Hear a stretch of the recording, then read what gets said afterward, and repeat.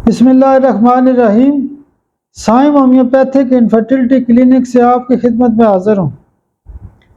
आज का जो हमारा टॉपिक है वो असेंडिंग एग्रीवेशन है। यानी इसका मतलब ये है कि बहुत सारे लोग ऐसे होते हैं कि वो कहते हैं कि डॉक्टर साहब मैं सीढ़ियाँ नहीं चढ़ सकता, मैं छत पर नहीं जा सकता, या मैं चढ़ाई नहीं चढ़ सकता। तो उनको चढ़ाई चढ़ते हुए बड़े मसाइल होते हैं। तो वो लोग, वो मरीज़ जो ये अपनी कैफियत बताते हैं, तो उनको हम कैलकेरिया काफ सीएम की एक डोज देते हैं।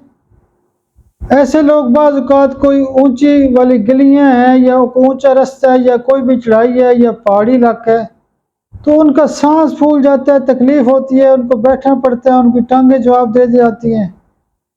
तो जब भी असेंडिंग एग्रीवेशन के केसेस आते हैं तो कैलकेरिया काफ सीएम की एक डोज दें या कैलकेरिया काफ 200 पावर की एक डोज रोजाना भी दे सकते हैं। 30 पावर में 3 टाइम भी ये दवाई दी जा सकती है और इस दवाई का मज़े का रिजल्ट है। मेरे लिए ख़ास दुआ भी किया करें। बहुत शुक्रिया, बहुत शुक्रिया, बहुत शुक्रिया।